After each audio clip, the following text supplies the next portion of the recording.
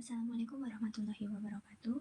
Perkenalkan, nama saya Agista Ayu Ramadhani dari Teknik Perminyakan dengan NIM 2301122. Di pertemuan kali ini saya akan menjelaskan tentang gerak peluru F1 dalam memenuhi persyaratan tugas praktikum Fisika Dasar 1. Yang pertama ada abstrak. Abstrak yaitu praktikum gerak peluru bertujuan untuk mengetahui suatu benda jika dilempar ke udara dengan sudut tertentu, dan benda itu diberi kecepatan awal, lalu dipengaruhi jalannya benda karena adanya percepatan gravitasi. Gravitasi sendiri mempengaruhi kecepatan awal pada jarak ketinggian benda. Adapun kata kunci yang tertera, gerak peluru, gravitasi, jarak tempuh, dan waktu terbang.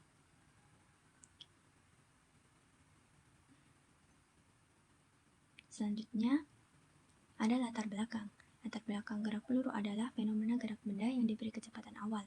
Dalam gerak ini, gravitasi memengaruhi pergerakan vertikal, sementara pergerakan horizontal bersifat konstan. Kegiatan dalam gerak peluru dapat kita temukan pada kegiatan sehari-hari. Contohnya, tembak-menembak, lemparan dengan cara dilontarkan dari tanah ke udara dan kembali lagi ke tanah. Selanjutnya ada pendahuluan. Pendahuluan itu ada tujuan memahami dan mendeskripsi gerak peluru dengan baik, memahami hubungan antara waktu peluru di udara dengan kecepatan awal, dan memahami hubungan antara kondisi awal dengan lintasan peluru.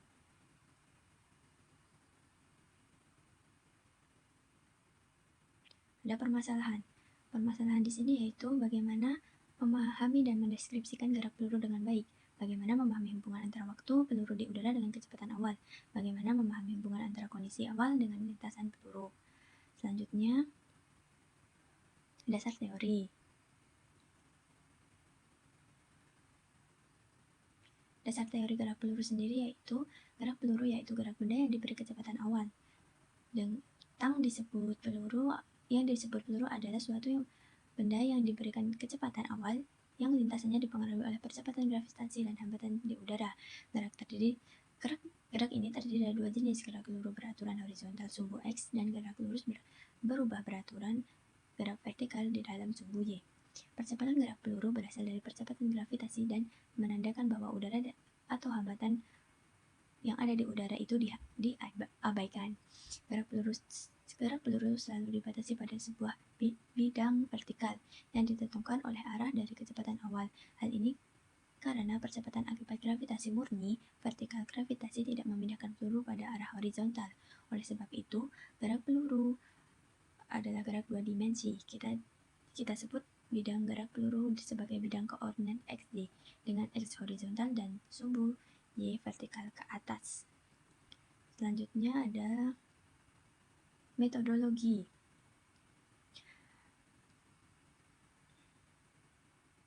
Nah, flowchart itu adalah bagaimana sih kita cara memulai prosedur kita. Nah, di sini dijelaskan mulai lalu buka link pad yang sudah diberikan oleh asisten praktikum kita. Kemudian kalau sudah terbuka, kita buka link lab pada layar, itu nanti ada di situ. Lalu gunakan simulasi bebas, lalu atur kondisi awal dengan instruksi. Lalu kecepatannya diatur dengan 5, 10, 15, 20, 25, 30 dan arahkan alat ukur. Catatlah data yang diperoleh. Jika sudah memiliki data, kita wajib untuk mencatatnya. Lalu buat tabel dan buat grafik menggunakan Excel. Selanjutnya ada alat yang digunakan sendiri adalah pad simulasi, peluru atau proyektil, meriam atau senjata, alat ukur jarak, dan alat ukur waktu. Adapun prosedur kerja: 1. Buka link pad yang sudah tersedia. 2. Klik dan pilih opsi lab pada layar. 3. Atur dan tentukan nilai besaran awal sesuai pada instruksi. 4. Atur kecepatan awal dan alat ukur. 5. Ulangi dengan parameter yang berbeda. 6. Catatlah hasil praktikum. Adapun pengolahan data, di sini data 1 kita diberikan F0 sama dengan 1 sampai 15 meter per sekon dengan theta 35 derajat, M-nya 20, masanya 12 kilo, diameternya 0,40 meter, gravitasinya 9,81 meter per sekon. Adapun data 2-nya, V0 sama dengan 20 meter per sekon, tetanya 35 derajat, M-nya 10 sampai 20 kilo, diameternya 0,40 meter, gravitasinya sama 9,81 meter per sekon derajat. Adapun data ketiga telah dituliskan, D-nya 0,10 sampai 0,20, tetanya kita dapat 35 derajat dan V0-nya 20 meter per sekon. Adapun analisa data yang kita dapat dalam data 1 tertera pada label tabel. Adapun V0-nya di sini 1 sampai dengan 15, T-nya itu waktunya kita ada di sini 0,8 sampai 0,88, range-nya ada di sini tertera, V0 kuadratnya juga ada di sini tertera. V0 kuadrat itu adalah V0 ini dikuadratkan, jadi tulis di sini. Dan adapun grafiknya seperti ini yang kita dapatkan dari menggunakan Excel. Lanjut saja. Analisis data yang kedua, seperti ini grafiknya kita buat dari Excel menurut grafik yang sudah tertera di depan, range dan time. Adapun analisa data kedua yaitu masanya kita dapat 10, 11, 12 hingga 20, time-nya kita dapat sama semua 1,17 sampai akhir, range-nya kita dapat semua 19,16. Adapun grafiknya kita dapat seperti ini dari grafik 1. Dan di grafik 2-nya kita dapat seperti ini tertera pada gambar, bisa dilihat dengan jelas secara sendiri. Lanjut saja. Data ketiga kita peroleh diameternya di sini 0,10, 0,11, 0,12, 0,13 sampai 0,20. Adapun time-nya, T itu time, itu kita dapat 1,17 sama sampai akhir. Range-nya 19,16, 2 sama sampai akhir. Adapun grafiknya seperti yang di samping, kita sudah ukur, kita sudah buat di Excel menggunakan Excel dengan data di samping. Oke, lanjut saja. Adapun perhitungannya, analisa data ketiga itu juga ada grafik kedua. Grafik kedua kita peroleh dengan seperti ini, sejajar lurus, karena waktu dan range-nya sama ya, tidak berubah, jadi datanya tetap sama, lurus hasilnya. Adapun perhitungan dari tabel regensi linear T, kita dapat rumusnya di sini tertera pada gambar.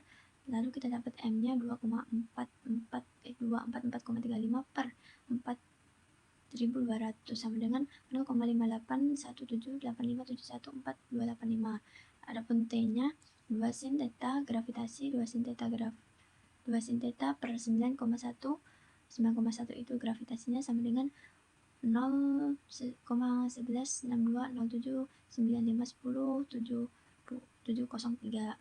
Nah, di sini kita menggunakan rumus error. Rumus error sendiri ini tertera di sini, sudah tertuliskan. Adapun rumusnya R teori dikurangi R gradian dikali 100 per R gradian. Sama kita dapatkan di sini hasilnya 0,1162079510703 dikurangi 0,05817185714 dikali 100% per 0,058171857 sama dengan kita dapat hasil di sini dari perhitungan di atas. Dari perhitungan yang kita dapat itu ada 0,99743,575%. Nah, itu kita dapat data ini semua dari tabel di sini ya teman-teman. Tabelnya sudah menjelaskan ada N 1, 2, 3, 4, 5, 6 sampai 15 dengan total 120, ada X-nya 1, 2, 3 sampai 15 dengan total 120 juga, ada Y-nya di sini 0,06, 0,12, 0,18, 0,23, 0,29 sampai akhir dengan total 7,02.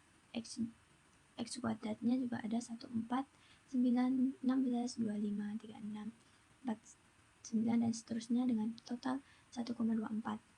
XY-nya ada 0,06, 0,24, 0,54, 0,82 sampai akhir dengan total 72,45.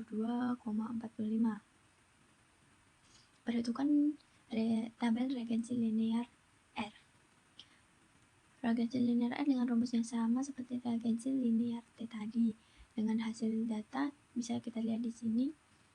Ada tabel di sini dengan 1, 2, 3, 4, 5, 6 sampai 15 dengan total 120, X-nya juga sama 120, Y-nya juga sama, Y-nya maaf 0,5, 0,5, 0,19, 0,43 sampai akhir dengan total 58,39. X kuadratnya 1, 16, 81, 256 sampai kita hitung seterusnya dengan hasil 78, 3, 12.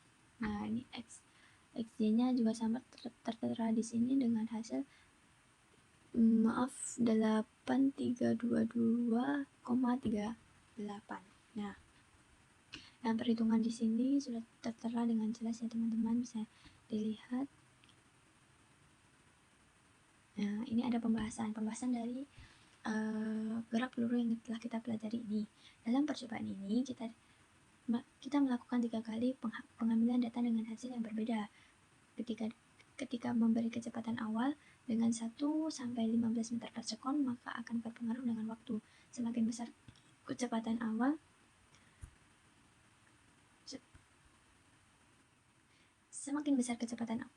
waktu yang diperlukan juga semakin lama, dan massa tidak berpengaruh pada waktu. Diameter pada percobaan ketiga pun sudah ditentukan, namun tidak juga berpengaruh pada waktu karena itu hasilnya sama, waktunya sama, range-nya juga sama.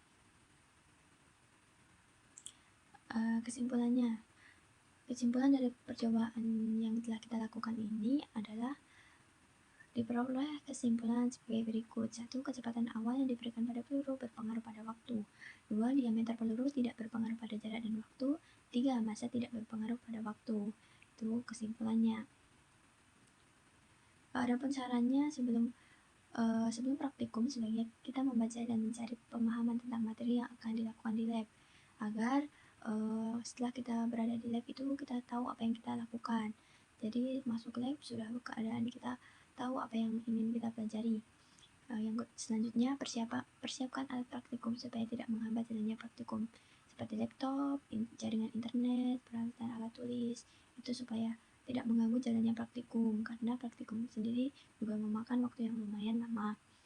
Yang selanjutnya, praktikum ini diperlukan ketelitian ekstra agar tidak salah dalam pengambilan data. Jadi kita mengambil 3 data dengan 3 data berbeda. Nah, itu harus diperlukan ketelitian yang ekstra, karena jika salah perhitungan di satu angka pun bisa mengakibatkan angka selanjutnya juga salah. Maka dari itu kita harus teliti dan ekstra sabar. Oke, thank you. Mungkin sekian presentasi dari saya, karena mengingat waktu dan durasi juga. Mohon maaf apabila ada salah kata. Saya akhiri. Wassalamualaikum warahmatullahi wabarakatuh. Berikut akan saya tunjukkan cara menggunakan PET simulation. Langsung saja kita pilih opsi lab dan sudah terbuka. Inilah menunya. Kita bisa mengatur masanya, diameternya ada di situ. Kita bisa mengatur meriamnya berapa derajat, 35 derajat kah, berapakah, di situ kita bisa atur. Lalu kita tembakkan meriamnya ke tanah, lalu kita ukur dengan alat pengukur. Nah, kita dapatkan timenya 1, range-nya 15,09 m ya, di situ sudah tertera. Kita juga bisa mengatur speed di bawah ini dengan data sesuai kita. Jika ingin memulai lagi, jangan lupa dihapus dengan klik opsi kuning yang ada di samping. Mungkin cukup sekian dan terima kasih.